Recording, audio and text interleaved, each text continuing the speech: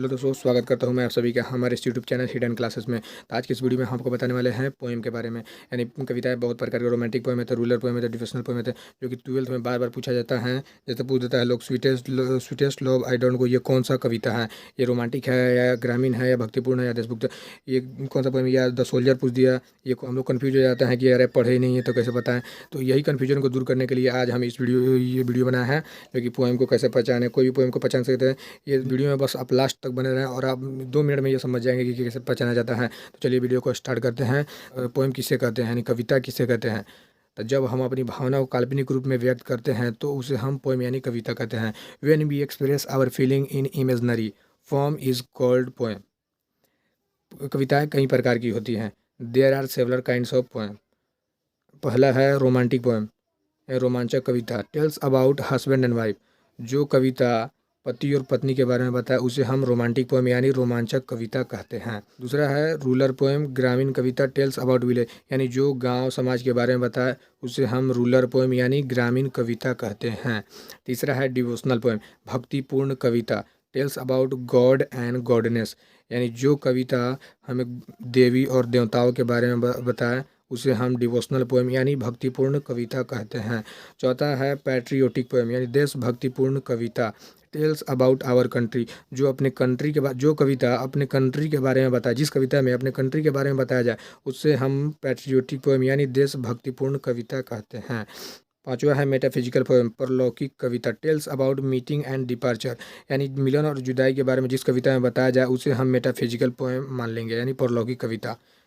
चलिए नेक्स्ट आगे वाला देखते हैं। यह है 6 वाला नेचर पोएम। 6 नंबर है, 6 नंबर आ गया नेचर पोएम।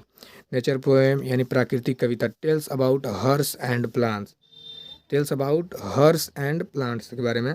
तो पेड़ पौधे, जो कविता पेड़ पौधे के बारे में बताओ उसे हम नेचर पोएम यानी प्राकृतिक कविता कहते हैं। 7 नंबर है ट्रेजेडिक पोएम यानी दर्दनाक कविता, टेल अबाउट सोरो या ग्रीफ, यानी दुख के बारे में, जो कविता दुख के बारे में बताए उसे हम ट्रेजेडिक पोएम यानी दर्दनाक कविता कहते हैं। 8 नंबर में है कॉमेडिक या हार्मरस पोएम यानी हास्यप्रद कविता, tells about fun and happiness, यानी फंड एंड खुशी के बारे में। जो कविता फंड एंड खुशी के बारे में बताए उसे हम कॉमेडिक या हार्मोरस पोएम यानी हास्यप्रद कविता कहते हैं। 9 नंबर में है ऑटोबायोग्राफिकल पोएम यानी आत्मकथा कविता, टेल्स अबाउट ऑन लाइफ, जो अपनी लाइफ के बारे में, जो अपनी ज़िंदगी के बारे में बताया उसे हम ऑटोबायोग्राफिकल पोएम यानी आत्मकथा कविता कहते हैं, जो अपने जीवन के बारे में बताया।